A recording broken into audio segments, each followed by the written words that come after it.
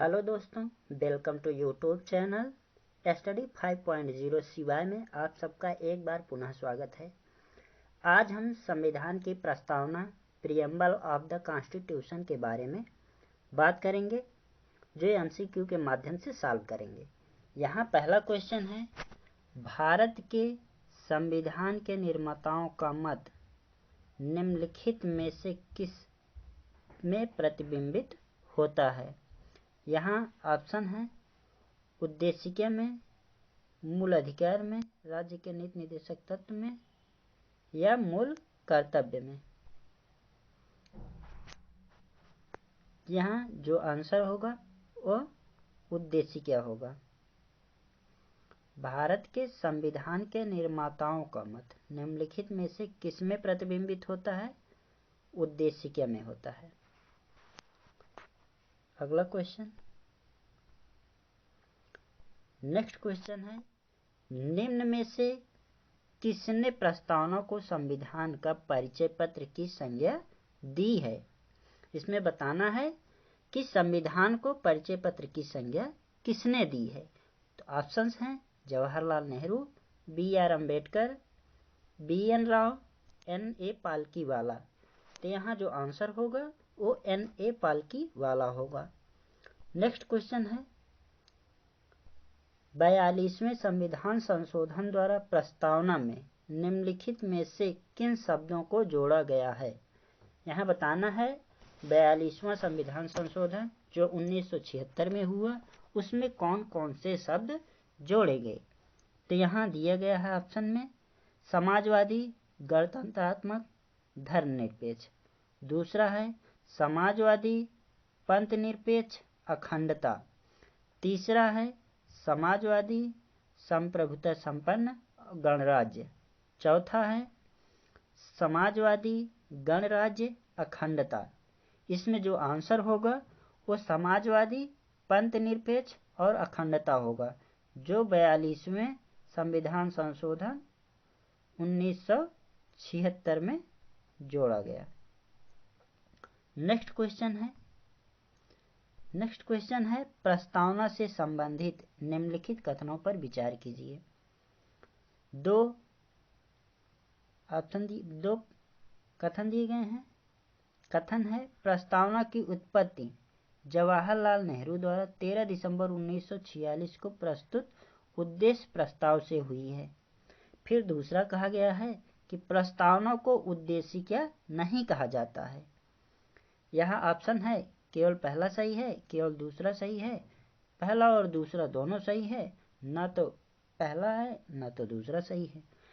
तो यहाँ जो आंसर होगा वो केवल पहला सही होगा, क्योंकि अभी इसके पीछे बताया गया है कि उद्देशिका को ही प्रस्तावना कहा जाता है। तो इसमें कहा गया प्रस्तावना को उद्देशिका नहीं कहा जाता, तो ये गलत है। इस प्रकार पहला क्वेश्चन सही है। प्रस्तावना की उत्पत्ति जो है वो जवाहरलाल नेहरू द्वारा 13 दिसंबर 1946 को प्रस्तुत उद्देश्य प्रस्ताव से हुई है। नेक्स्ट क्वेश्चन पे चलते हैं। नेक्स्ट क्वेश्चन है, संपूर्ण प्रभुत्व संपन्न शब्द का सही अर्थ निम्न में से क्या है? यहाँ बताना है संपूर्ण प्रभुत्व संपन्न जो शब्द है उसका अर्थ क्या है। तो यहाँ ऑप्शंस हैं केवल आंतरिक मामलों में स्वतंत्र लड़ाई की शक्ति, बी है केवल बाह्य मामलों में स्वतंत्र निर्णय की शक्ति, सी है आंतरिक व बाह्य मामलों में सर्वोच्च व स्वतंत्र निर्णय लेने की शक्ति, चौथा है इनमें से कोई नहीं। तो यहाँ जो आंसर होगा वो सी आंसर सही होगा। सी आंसर में आंतरिक व बाह्य मामलों में सर्वोच्च व स्वतंत्र निर्णय लेने की शक्ति हमारे गवर्नमेंट के पास होती है। कोई भी देश आंतरिक या बाह्य मामलों जो भी होगा उसमें हमारा सरकार सर्वोच्च निर्णय स्वतंत्र रूप से ले सकती है। नेक्स्ट क्वेश्चन है, प्रस्तावना में स्वतंत्रता, समानता और बंधुत्व शब्द किस देश के संविधान से लिए गए हैं? स्वतंत्रता, समानता और बंधुत्व, यह बताना है प्रस्तावना में किस देश से लिया गया है। तो यहाँ ऑप्शंस हैं रूस से, अमेरिका से, फ्रांस से, जर्मनी से। तो यहाँ जो आंसर होगा वो फ्रांस से। फ्रांस से समानता, स्वतंत्रता और बंधुत्व शब्द लिए गए हैं, जो यह फ्रांस की क्रांति से उत्पन्न हुआ था। नेक्स्ट क्वेश्चन है निम्नलिखित कथनों पर विचार कीजिए। इसमें दो कथन दिए गए हैं। पहला है केशवानंद भारती बनाम केरल राज्य 1973 मामले में प्रस्तावित संशोधनीय माना गया है। दूसरा है बेरूबाई संघ में मामले में प्रस्तावना को संशोधनीय माना गया है। इसमें बताना है कि जो प्रस्तावना है वह भारतीय केशवानंद भारती में संशोधनीय माना गया या बेरूबारी में माना गया है। तो यहाँ जो आंसर होगा वो केवल एक सही होगा, क्योंकि बेरूबारी में प्रस्तावना को संशोधनीय नहीं माना गया है। नेक्स्ट क्वेश्चन पे चलते हैं।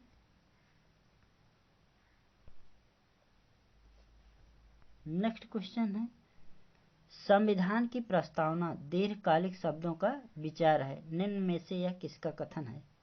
4 ऑप्शन है जवाहरलाल नेहरू का, भीमराव अंबेडकर का, के.एम. मुंशी का, सर अल्लादी कृष्णस्वामी अय्यर का।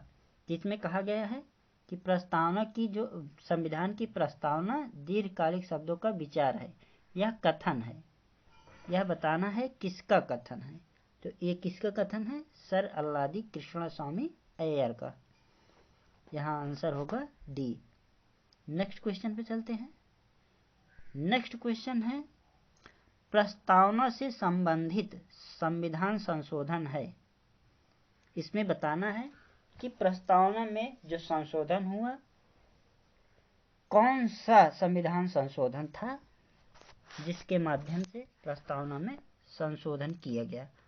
पहला है 42वां संविधान संशोधन, बी है 44वां संविधान संशोधन, सी है 61वां संविधान संशोधन, डी है 69वां संविधान संशोधन। तो इसमें जो आंसर होगा वो 42वां संविधान संशोधन है। इसके पहले भी मैंने एमसीक्यू में बताया कि 42वां संविधान संशोधन 1976 में 3 शब्द जोड़े गए, वो थे समाजवादी,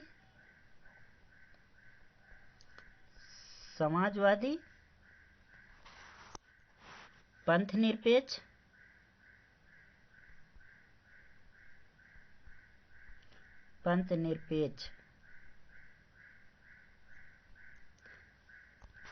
समाजवादी, पंथनिरपेक्ष और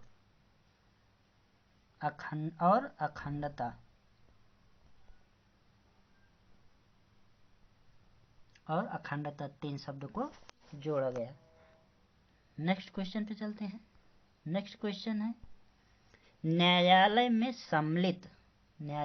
सम्मिलित सभी पक्ष सामाजिक, आर्थिक, राजनैतिक भारतीय संविधान के किस देश से ग्रहण किए गए हैं? यहाँ बताना है सामाजिक, आर्थिक, राजनैतिक जो पक्ष हैं वो किस देश से ग्रहण किए गए हैं। ऑप्शंस हैं फ्रांस से, रूस से, अमेरिका से, जर्मनी से।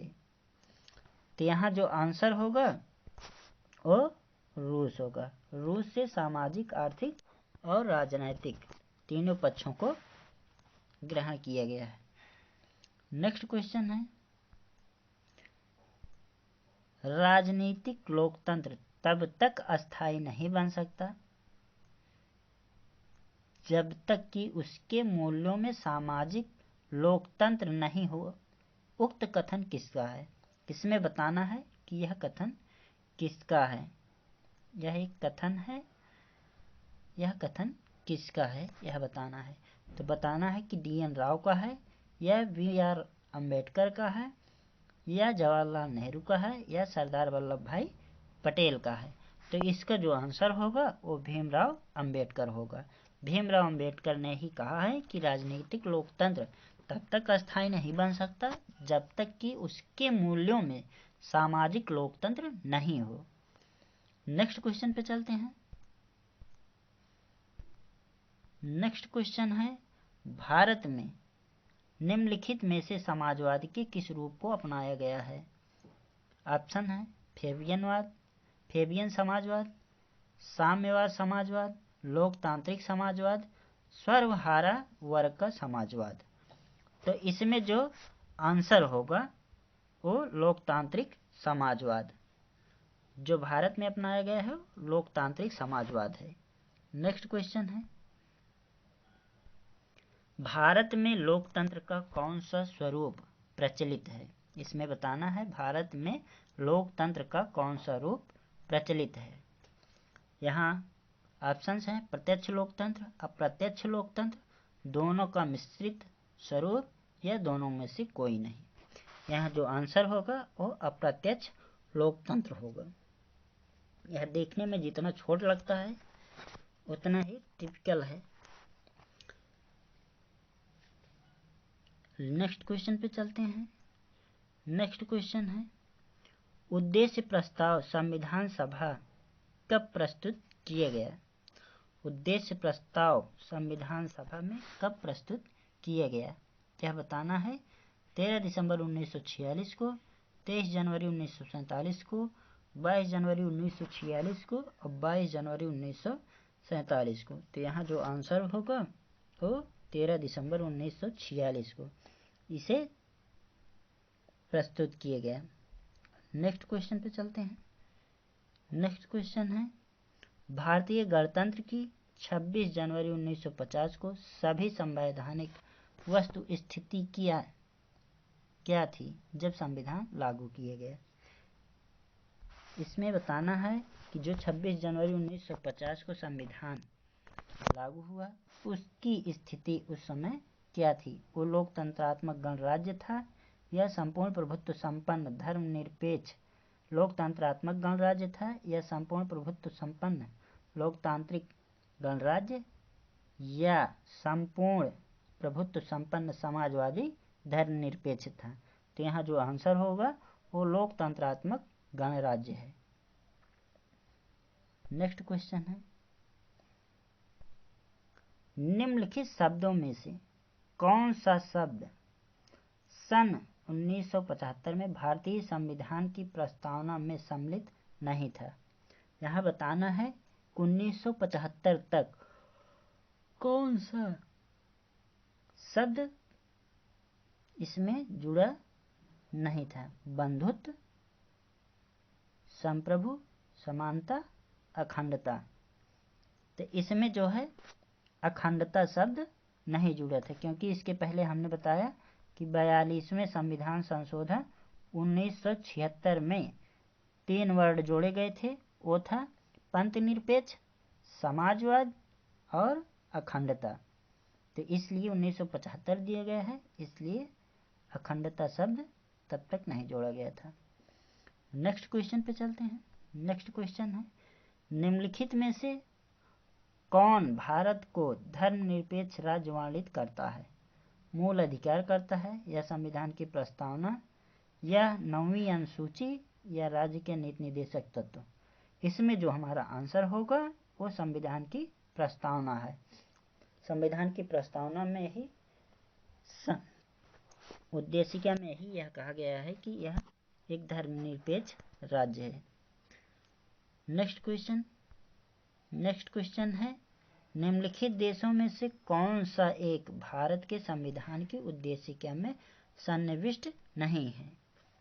यह बताना है कि उद्देशिका में कौन सी इसमें स्वतंत्रता नहीं है। विचार की स्वतंत्रता, आर्थिक स्वतंत्रता, अभिव्यक्ति की स्वतंत्रता, विश्वास की स्वतंत्रता। तो इसमें जो है विचार, अभिव्यक्ति और विश्वास की स्वतंत्रता है, पर आर्थिक स्वतंत्रता नहीं है। इसमें जो आंसर होगा वो भी सही होगा। नेक्स्ट क्वेश्चन पे चलते हैं। नेक्स्ट क्वेश्चन है, सभी व्यक्ति पूर्णतः या समान रूप से मानव हैं, यह सिद्धांत जाना जाता है। बताना है सार्वभौमिकता, या समष्टिवाद, समाजवाद या अंतःक्रियावाद। अंतःक्रियावाद। तो इसमें जो आंसर होगा वो सार्वभौमिकता होगा। नेक्स्ट क्वेश्चन है, निम्नलिखित में से कौन भारतीय संविधान की प्रस्तावना में उल्लिखित नहीं है? इसमें ऑप्शंस हैं सामाजिक न्याय, आर्थिक न्याय, राजनीतिक न्याय, धार्मिक न्याय। तो इसमें जो हमारा आंसर होगा वो धार्मिक न्याय होगा, क्योंकि इसके पहले बताया गया है सामाजिक, आर्थिक, राजनीतिक न्याय सम्मिलित है पर धार्मिक न्याय सम्मिलित नहीं है। यहाँ आंसर डी होगा। इसी के साथ हमारा सेशन समाप्त होता है। सभी दोस्तों को धन्यवाद। All viewers, thanks for watching. Share and subscribe and icons press. Thanks.